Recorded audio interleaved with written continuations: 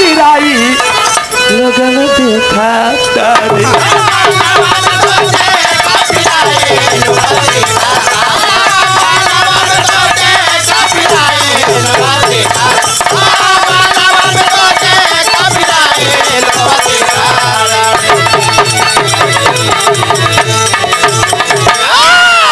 रुचि यादव जी की तरफ से आप लोगों ने सुंदर निर्गुण का सुना।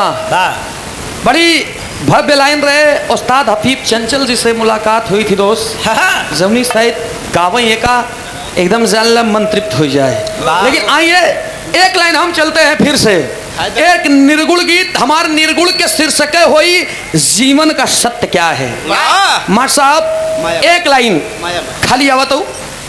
हाँ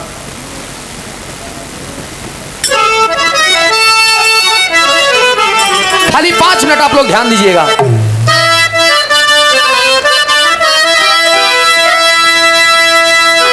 आज माया मरे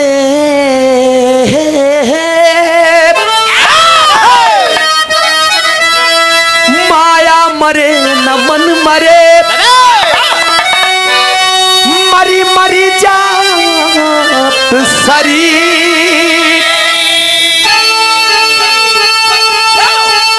अरे आशा पिछड़ा नागा मरे कही गए दास कबीर।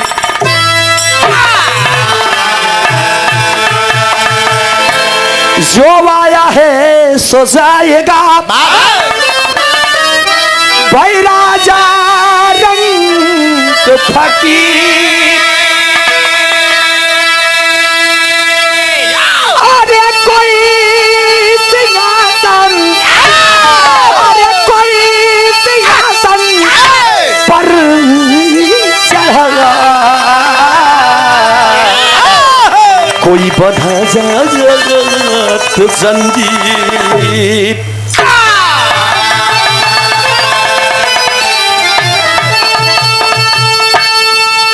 बड़ी सुंदर लाइन बा। एका गाँव के बिरहा के सम्राट आदरणीय आप हमारे गुरु जी हैदर अली जुगनू जी। कैसे गाँव हमारे साहब ए मोरी माई दे तू बिड़वा बजाई। सभा में कलाकार कोई कलाकार नहीं होता। सबसे बड़ी कलाकार तो आप है माँ। जेका चाहो का गवाही दिया। दुनिया में जिसने भी आपके चरणों में जा करके माथा टेका है सबकी जोड़ी लगा करके आपने दुनिया में भेजा है। कैसे? लंगड़ा के लंगड़ी से, अंधा के अंधरी से, पतरका के पतरकी से, गोरका के गोरकी से, करियवा के करियई से। पागल है तू। यह तो आज तक जान ही नहीं पाया। तो का ही पता हो चाहिए। आज 4 साल हो गए हमका नेवता उता खा बंद कर दे भैया। काहे? अब तो कही हो बताई बंदा नहीं बतावा। अच्छा हम बताए देते ही बीएल सचौरी बहरिया हमार जनता ही है। एक ही बारात आ रही आजकल ड्रोन कैमरा वैमरा खूब उधरान भैया भैया खूब। हाँ पहली नंबर तो का पहली बार हम देखे रहे 4 साल पहली भैया। ए भैया मुड़े लगे फरफरा है हमके ससुरो मारे न कनम बहिर हो जाए। लेकिन अच्छा वो जोड़ा बड़ी सुंदर रहे। जोड़ी जो लगी रहे बहुत सुंदर रहे। जब हम गर्मी के समय रहे आइसक्रीम खात रहे तब तक दुल्हावा एक ही रहन हमारे तरफ दुल्हावा के पीठ रहन और दुल्हनिया सामने देखा ना हमके बा क्या बात? ये तो हूर है भाई। माई भगवती मतलब प्रभु ने इसे इतवार के दिन बनाया। बड़ी खूबसूरत बा। लेकिन जब वो धीरे धीरे धीरे धीरे धीरे धीरे नाचन नाचन नाचन नाचन जब दुल्हावा हमारे सामने भा तब हम कहे यार सुग्रीव खानदान आ जाओ जिंदा बका। इतना करिया रानू तब हम अगुआ लगे गए धीरे धीरे। हमके भाई पैसा बिया होत बका। कहन तू जानते नहीं हम लोग अगुआ ही। हमके तब कहन हम चाहे कंचोदे बिया सोझेस करवाई दे। हम कहे तोरे ही भाई हाल भैया पैसा पे झुट्ठन के गांव में लबार भूखा नहीं मर सका। हम जान गए न बाबू न मैया न भैया सबसे बड़ा रुपया। हाँ बतावा भैया तो लल्लन ढाबा वाले सराय चौहान से कहो थाली कितना है 50 रुपया पुरस्कार कौनो दिक्कत नहीं। माई भगवती हर मोड़ पे तरक्की दे, जा रहा, खुश रहा, आबाद रहा। ये चाय वाला है, चाय वाला जाई दे 51 रुपया ओका ले रहा तू। 51 रुपया का पुरस्कार माई भगवती हर मोड़ पे तरक्की दे। भैया उधर भोजन बन के तैयार बा। हाँ। बहुत कमई जगह ऐसा देखे और सुने के मिलत जहाँ भोजन गाना और खाना, भोजन और भजन दोनों एक साथे मिले। भैया उधर रुचि बहन बताओ बहन की एक गावे वाला एक गावे वाह हम गाई गावे वाला तगड़ा है, गावे वाली हल्के में लेता है। आदरणीय आप राजेश यादव जी इस भाव पे प्रसन्न होकर ये 100 रुपया का पुरस्कार बहुत बहुत नमस्ते बा प्रणाम बा आशीर्वाद दे। हम बसे कला में कामयाब रहे, जहाँ रहे खुश रहे, आबाद रहे, कहना पड़ा।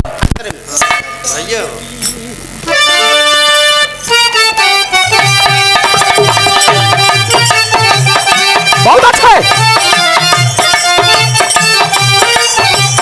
सुनिएगा आप लोग। बड़ी मन के पिरो कर हमने इसको लिख ही दिया। कैसे लिखा है कवि जी? चाचा बहुत बड़ा। अरे वाह। काला काव्य की कब से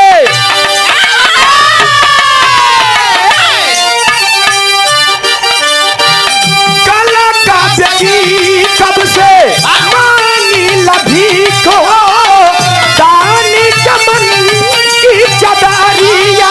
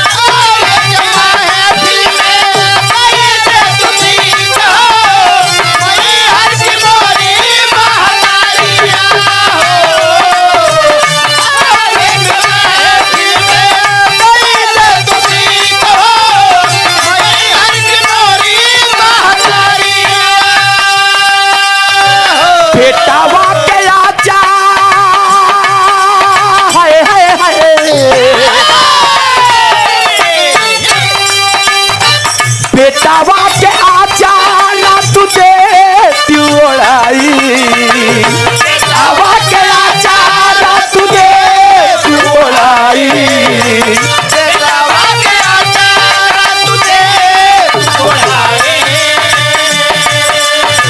बेटावा के आचारा तुझे त्योड़ाई। ए हो माई बेटू पीड़ावा बजाई, ए हो माई बेटू पीड़ावा बजाई, ए हो माई बेटू पीड़ावा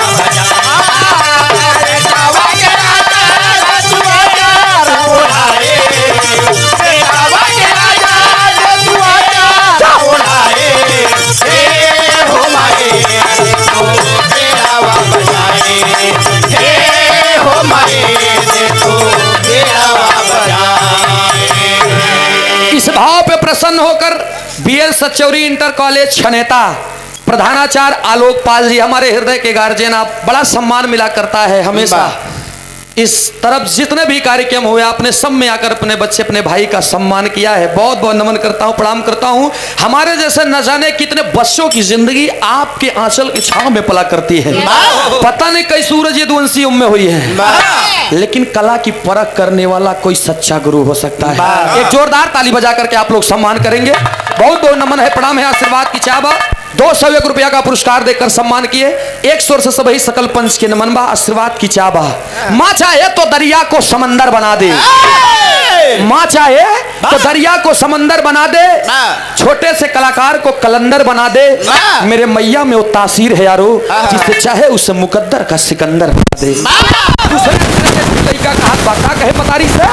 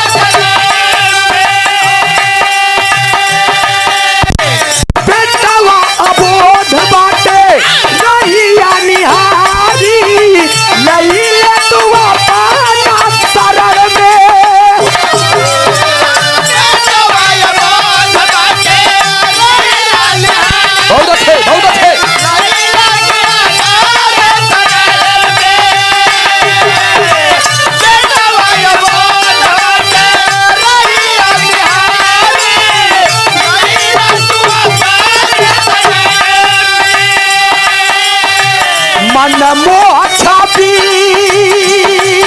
ये देवी,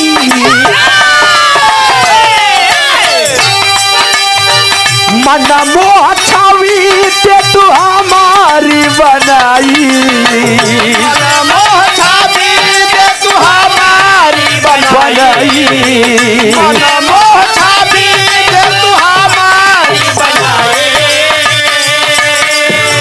मन मोह छावी से तू हमारी बनाई। ए हो माई देव्यू सारे कम सजाई, ए हो माई देव्यू सारे कम सजाई, ए हो माई देव्यू सारे कम सजाई, मन मोह छावी से तू हमारी बनाई, मन मोह छावी से तू हमारी बनाई, ए हो माई बहुत अच्छा, बहुत अच्छा।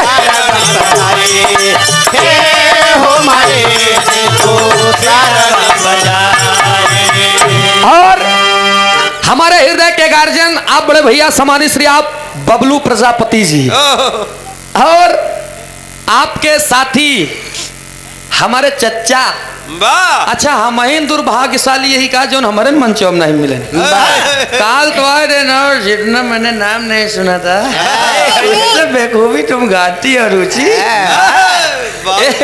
भैया हमारे अंकल जी श्री बिरहा के मीडिया प्रभारी कमलेश वर्मा जी, एक बात जान लिया भैया, ए भैया ए भैया या बिरहा जगत में मीडिया प्रभारी के जैसा प्रभारी न केहू बन सका था और न ओकर भार केहू संभार सका था।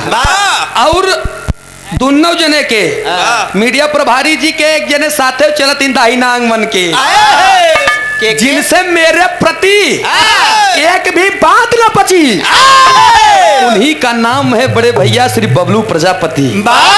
गूगल पे के माध्यम से 501 रुपया का पुरस्कार, बहुत बहुत नमस्ते बा प्रणाम बा। माई भगवती करे वाराणसी वैसे जिंदाबाद रही, वैसे जिंदाबाद बा भैया। जहाँ की मिट्टी पारस से उस धरती का नाम बनारस है। आज नहीं यहाँ 500 ले चिंता काहे करता है। ए भैया अगले हम लास्ट लाइन लड़का अपने परिवार अपने खानदान के परिचय बताओ बालो गुरुजी, ध्यान दीजिएगा। हम किस अखाड़े से हैं, कौन मेरा परिवार है बिरहा जगत में, क्या वो भी नामी थे कि नहीं नामी थे, वो भी जाबाद पहलवान थे कि नहीं थे। अखाड़े का परिचय है, किस पुष्प का एक छोटा सा कली हूं मैं, कौने पेड़े के डाली है। अब हमारे साथ तो बतावल पड़ी।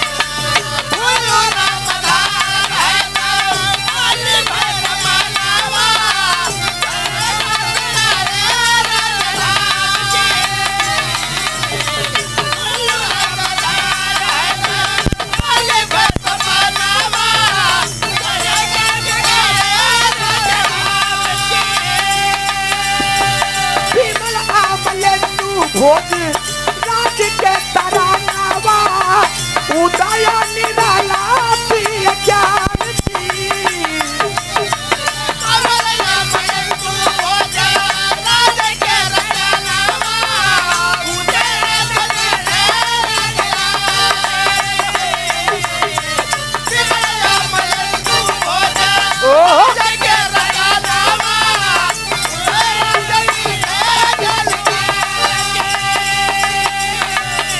सूरज यदुवन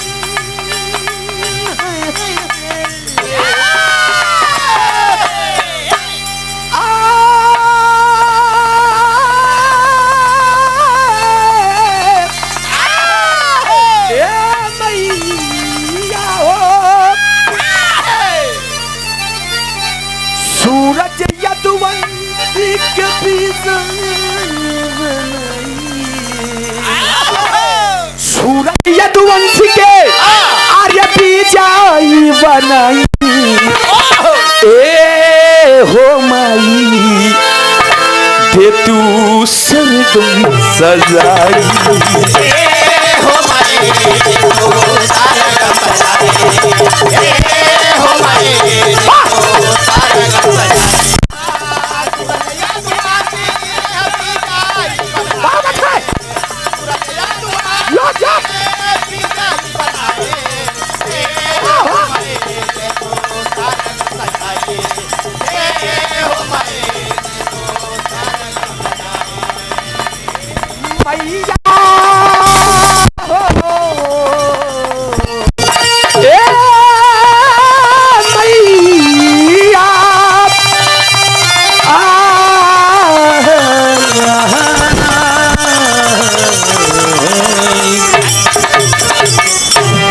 माई के अर्चना, माई के स्तुति, माई के वंदना खत्म भइल।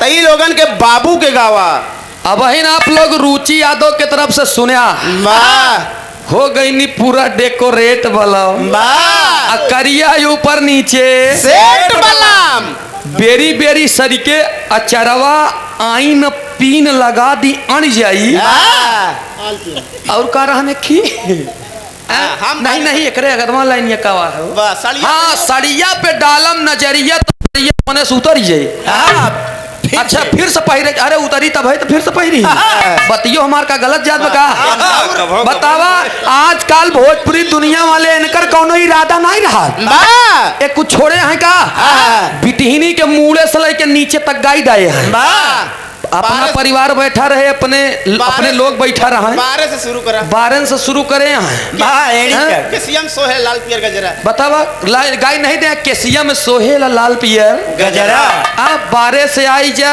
लीलार पे यही रे टिकुलिया पे 3 जने के सटले के उहू में साने है पुलिस दरोगा हवलदार तीनों ही टिकुलिन पे यहाँ है ओकरे नीचे आई जे तो नथुनिया पे गोली में भाई एक आँखियों से गोली मारे हाँ आँखिया वाला आँखिया कट कभों कभों कजरा कटार बन जाला भैया फिर एक चिल्लान एक ही और पपवान उठलाली से मुर्गा बोर के उठलाली से रोटी बोर के अब आप सोचा उठलाली से यार क्या गाते हो उठलाली से रोटी बोर के खावा जाए लेकिन एक बात हम और कभो कभो कहत रहे कि ये जो लड़की के बाल होते हैं लड़की के ये जो लड़की के बाल होते हैं ये लड़के फंसाने के जाल होते हैं अरे न जाने कितने खून पिया है इन्होंने इसलिए इनके होठ लाल होते हैं भैया जिया शरीफ प्रवास ये बात बतावत है अब कहीं ट्रेलर है दोनों बैलून जय मां Sheetla musical system sound flow DJ light decoration शादी विवाह तिलक बर्थडे पार्टी किसी भी शुभ अवसर पर फ्लोर डीजे साउंड सिस्टम व लाइट डेकोरेशन के लिए संपर्क करें हमारे भाई प्रोपाइटर अरुण कुमार यादव 2-3 महीने से पता नहीं चलत बतोहार हाँ साउंड सिस्टम बहुत सुंदर बतोहार माई भगवती हर मोड़ पे तरक्की दे जहिन के चाहो ही बजावत रहा किल्हापुर बिलरिया तराटी जौनपुर से 100 रुपया पुरस्कार फिर एक चिल्लान सीने पे आएगा बतावा तमाम बात आई खियौर एकरे बादों में चिल्लान तनी से नीचे आई जब भैया ओ पे गाय देसू की तोहर दोनों बैलून साला धुक धुक करे और नीचे आई जा जब तनी ढोड़ी पे आई पतिया नतिया पटना ब देवरा ढोड़ी अब आप सोचा खाली हम जौन बतावत जाए आप ध्यान से सुनत जा बस एकरे बाद हम बतावत है अच्छा होता ना तो हम लोग बर्दाश्त करिए कि जा ससुर जौन गावत बना गाय ले हिट हो जा कैसे मैसो लेकिन ओकरे बाद देखिए और पगलान तू कुकुरे के नहीं दौड़त कमरिया के नीचे वो गजब ढाल बा ओका गाय दिया वही में गाय रहन की चाय रोटी खैबा राजा दी तो 100 साल से ज्यादा जी पैबा राजा जी अच्छा इतना हम लोग बर्दाश्त करे ओकरे बाद देखिए आज तक कहा ताबीज बना दी ओझा जी सैया के हरदम खड़ा रहे। बतावा 2-4 मिनट में मजा न आवे घंटन तक वो अड़ा रहे। अब आप सोचा एक हम ना लिखे है ये हम नहीं लिखे ही ये ही लिखे यहाँ हाँ। के भोजपुरी वाले भोजपुरी दुनिया वालों ने। अरे यार पहले के गाना सभ्य तक पहुंच गया। पहले के गाना रहन लाल दुपट्टा उड़ गया मेरे हवा के झोंके से। तो कितने जने मर गए कोरोना में खोखे खोखे से।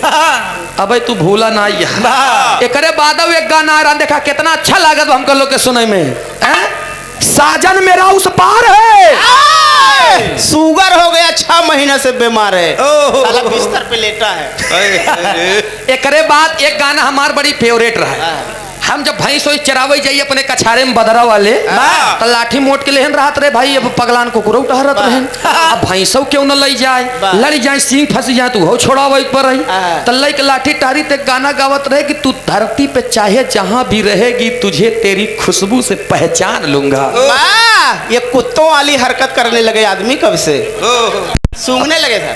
अब तो का पता प्यार का हो तो उधर से सुने नहीं प्यार guide love is guide love is blind. ए भैया लेकिन अब जहाँ नाइकी आई बा मार साहब तनी एक दई देता पा खाली 2 मिनट तरी से रुचि अगर गाए आए तो धोती कुर्ता जान के हमका बुढ़वा